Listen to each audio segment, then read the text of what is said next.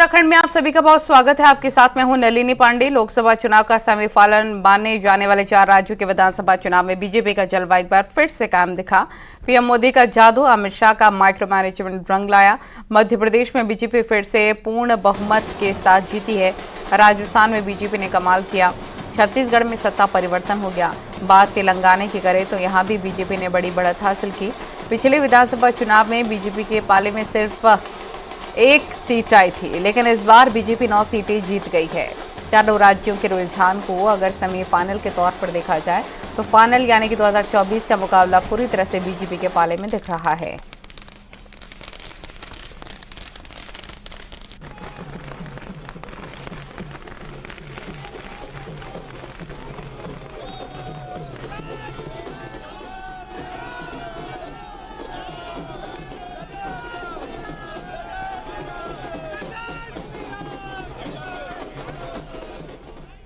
तीन राज्यों में बम्पर जीत के बाद बीजेपी ऑफिस में पीएम मोदी ने कार्यकर्ताओं को संबोधित किया। इस मौके पर पीएम मोदी ने कहा कि आज की जीत की हैट्रिक 2024 में जीत की हैट्रिक की गारंटी है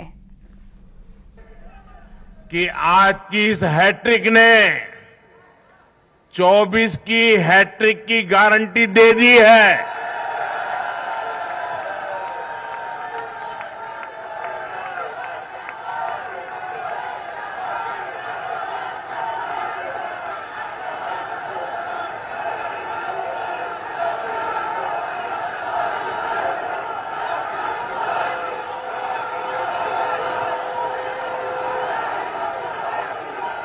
साथियों,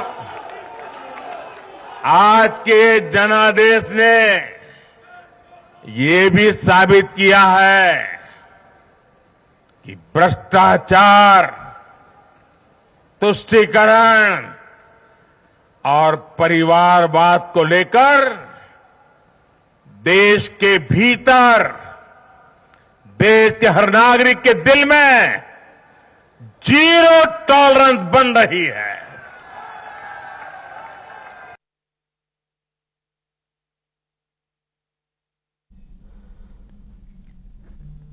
तीन राज्यों के चुनाव में जीत पर न्यूज 18 से सीएम पुष्कर सिंह धामी ने खास बातचीत की। सीएम धामी ने कहा कि आज के नतीजे स्पष्ट करते हैं कि 2024 के चुनाव से पहले जनता के मन की बात सामने आ गई है। ये इस बात का प्रमाण है कि 2024 में पीएम मोदी के नेतृत्व में फिर से बीजेपी की जीत होगी। ये नतीजे सुशासन की जीत हैं। वहीं उन्होंने कहा कि कांग्रेस ने जिस तरह से सनातन का विरोध किया था, उससे कांग्रेस की विदाई तय थी।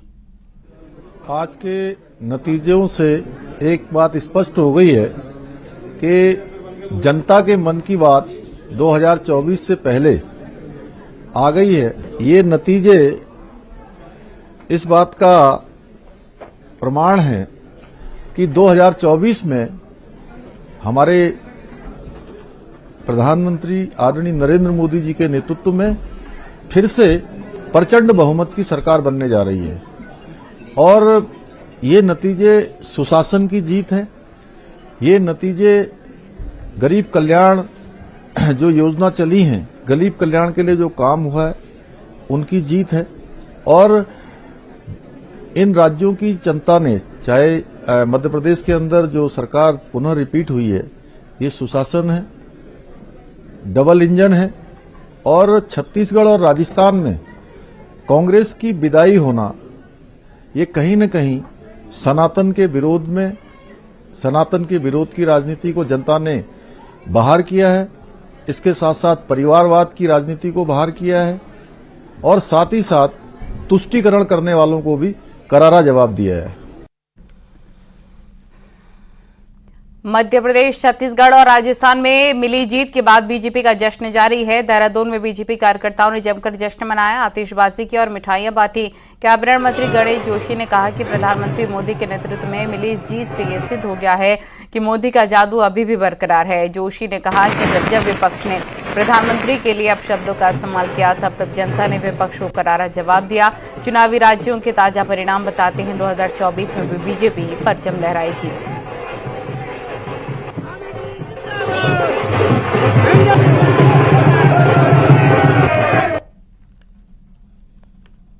इस जीत ने यह सिद्ध कर दिया है कि नरेंद्र मोदी जी का मैजिक बरकरार है और वहीं नड्डा जी व अमित शाह जी का कुशल नेतृत्व जहां भारतीय जनता पार्टी में मध्य प्रदेश में अपनी सत्ता को बरकरार रखते हुए भारी बहुमत हासिल किया है, वहीं छत्तीसगढ़ और राजस्थान में हमने विजय प्राप्त की है। और जब पप्पू ने प्रधानमंत्री जी के लिए गलत शब्दों का प्रयोग किया, उसका जवाब तब जनता ने दिया है। आगे बढ़ते हैं। एमपी, राजस्थान और छत्तीसगढ़ में मिली जबरदस्त जीत के बाद जहां कांग्रेस ऑफिस में सन्नाटा पसरा रहा, वहीं बीजेपी प्रदेश कार्यालय में जश्न मनाया जा रहा है। एक एक करके बीजेपी नेता प्रदेश कार्यालय पहुंचे। राजस्थान की अगर बात करें, वहां पर भी प्रचंड जीत बीजेपी की हुई। राज्यसभा सांसद नरेश बंसल ने प्रधानमंत्री नरेंद्र मोदी की जीत बताते हुए कहा कि उनके सबका साथ सबका विकास की नीतियों का ही ये परिणाम है।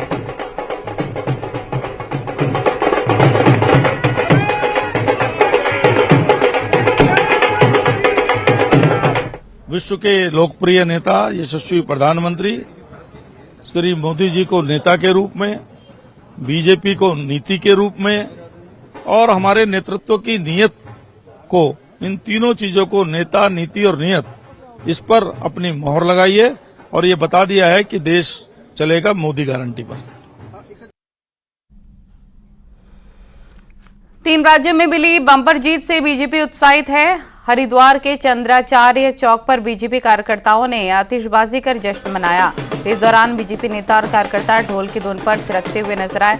बीजेपी कार्यकर्ताओं ने जोर शोर से नरेंद्र मोदी जिंदाबाद के नारे लगाए। वहीं बीजेपी का कहना है कि ये जीत 2024 के लोकसभा चुनाव का सेमीफाइनल है। आने वाले लोकसभा चुनाव प्रधानमंत्री नरेंद्र मोदी के नाम पर पार्टी को 2019 से भी बड़ी बम्पर जीत मिलने जा रही है।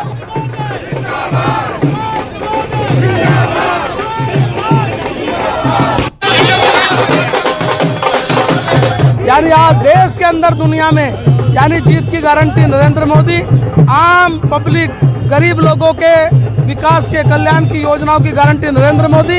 आज ये जनता ने मोहर लगाकर सिद्ध किया कि नरेंद्र मोदी जी का नेतृत्व इस भारत को निश्चित रूप से एक विकसित भारत की तरफ ले जा रहा है। 3 राज्यों में बीजेपी की प्रचंड जीत के बाद चमोली में भी भारतीय जनता पार्टी के कार्यकर्ताओं ने जगह जगह आतिशबाजी करके जीत का जश्न मनाया। कार्यकर्ताओं ने एक दूसरे को मिठाई खिलाई और आतिशबाजी भी की। कार्यकर्ताओं ने कहा कि प्रधानमंत्री नरेंद्र मोदी के नेतृत्व में भारत मजबूती से आगे बढ़ रहा है। भारतीय जनता पार्टी जिंदाबाद, जिंदाबाद। 4 राज्यों के चुनाव परिणाम उत्तराखंड कांग्रेस को एक बार फिर से बड़ा झटका दे गए। झटका इसलिए भी उत्तराखंड के 4 सीनियर लीडर को इन चुनावों में महत्वपूर्ण जिम्मेदारी सौंपी गई थी। तो इधर जश्न में डूबी बीजेपी का कहना है 2023 के सेमीफाइनल ने 2024 के फाइनल का आगाज कर दिया है।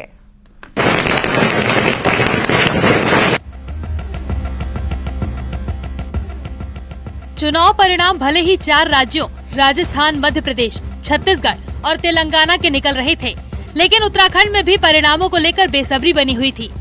नवंबर में हुए 5 राज्यों के चुनाव में कांग्रेस नेता प्रीतम सिंह, हरक सिंह रावत, गणेश गोदियार और काजी निजामुद्दीन को अलग अलग राज्यों में अहम जिम्मेदारी सौंपी गई थी। तो बीजेपी से बतौर स्टार प्रचारक खुद मुख्यमंत्री पुष्कर सिंह धामी ने मध्य प्रदेश और राजस्थान में धुआंधार प्रचार किया था। तो कई मंत्री और कार्यकर्ता भी इन राज्यों में डटे हुए थे। रविवार को जैसे जैसे रुझान आने शुरू हुए, कांग्रेस कार्यालय में सन्नाटा पसरता चला गया तो बीजेपी जश्न में डूब गई। कार्यकर्ताओं का उत्साह बढ़ाने सीएम धामी भी पार्टी कार्यालय पहुंच गए। अपने मन की बात बता दी है कि 2024 में मोदी जी के नेतृत्व में देश के अंदर प्रचंड बहुमत की सरकार बनने वाली है। जिस प्रकार से मध्य प्रदेश के अंदर सरकार दोबारा बनी है, रिपीट हुई है, ये सुशासन की जीत है। राजस्थान और छत्तीसगढ़ में जिस प्रकार से कांग्रेस की विदाई हुई है, जनता ने तुष्टीकरण, परिवारवाद और सनातन के खिलाफ अपना मत दिया है। पार्टी का तंत्र, मोदी जी का मंत्र और जनता में विकास का विश्वास, ये बहुत बड़ी जीत है। आज देश के अंदर जो विकास कार्य हो रहे हैं, लोगों ने उसको विकास पर मोहर लगाई है और मैं कह सकता हूँ अब जातिवाद, अर्थवाद की राजनीति होकर देश के अंदर मोदी जी ने विकासवाद की राजनीति का श्री गणेश किया। उसी चुनाव नतीजों ने यूं तो पूरी कांग्रेस को ही सोचने पर मजबूर कर दिया है उत्तराखंड कांग्रेस के सीनियर लीडर और कांग्रेस वर्किंग कमेटी के सदस्य पूर्व सीएम हरीश रावत का कहना है कि ये कांग्रेस की चुनावी मशीनरी के लिए बड़ा झटका है। हरीश रावत कहते हैं कि कांग्रेस को जल्द इस हार का विश्लेषण करना चाहिए ताकि लोकसभा चुनाव से पहले स्थिति को संभाला जा सके। हमारी जो चुनावी मशीनरी थी उसके लिए एक झटका है। हम इसीलिए मैंने कहा कि हमको इस सारी चीजों पर एक गहराई से विवेचन करना पड़ेगा और ये जल्दी करना पड़ेगा ताकि 2024 के चुनाव से पहले यदि कुछ करेक्टिव स्टेप हम उठा सकते हैं तो करेक्टिव स्टेप उठाएं। बहरहाल राजस्थान, मध्य प्रदेश, छत्तीसगढ़ के चुनावी नतीजों ने उत्तराखंड बीजेपी को भी उत्साह से भर दिया है। उत्तराखंड कांग्रेस 2022 के विधानसभा चुनाव से लेकर अब तक 2 उपचुनाव में भी हार का सामना कर चुकी है। ऐसे में ताजा चुनाव परिणामों से पार्टी वर्कर्स में उपजी हताशा 2024 के महासमर में कांग्रेस के लिए मुश्किलें खड़ी कर सकती है। न्यूज़ 18 के लिए सुनील नौप्रभात की रिपोर्ट।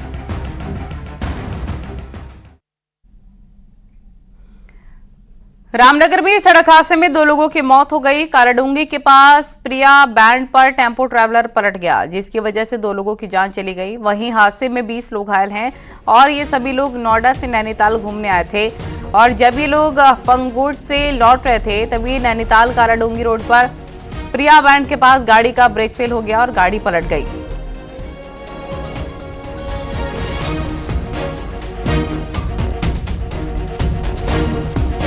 वापस जा रहा था तो घटघर से ऊपर प्रिया बैंड के पास इनका वाहन दुर्घटनाग्रस्त हो गया है। इसमें 22 लोगों में से 2 लोगों की मौके पे ही मृत्यु हो गई है। 2 लोगों को चोट आई है जिन्हें हायर सेंटर रेफर किया गया है। हल्द्वानी में प्रशासन ने अतिक्रमण पर बड़ी कार्रवाई की। यहां सुशीला तिवारी अस्पताल के करीब वन भूमि में बनी 40 से ज्यादा दुकानों पर प्रशासन ने बुलडोजर चलाया। इस दौरान बड़ी संख्या में पुलिस कर्मियों की मौजूदगी में सालों से बनी दुकानों को तोड़ा गया। आपको बता दें, दुकानदारों को पहले ही दुकानें खाली करने का आदेश दिया जा चुका था, लेकिन ये दुकानें खाली करने को तैयार नहीं है। इसलिए प्रशासन ने रविवार को बुलडोजर के जरिए सभी अतिक्रमण जमींदोज कर डाले।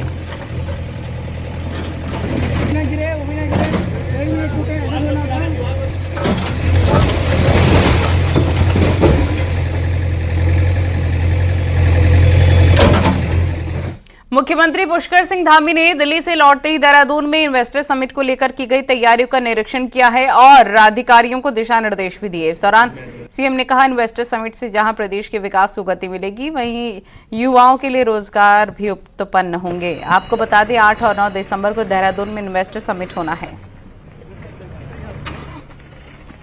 इन्वेस्टर समिट हमारे राज्य के लिए बहुत महत्वपूर्ण है, जहां इससे निवेश तेजी से आ रहा है और 2.5 लाख करोड़ के अभी तक हमारे करार भी हो चुके हैं। तो जब हमारी समिट हो जाएगी तो इससे हमें बहुत सारी आशाएं हैं। उसको लेकर हम लोग बहुत दिनों से तैयारी कर रहे थे, सारे लोग लगे हुए हैं। ग्राउंडिंग भी हमारी हो चुकी है, उसकी प्रक्रिया भी आगे बढ़ रही है।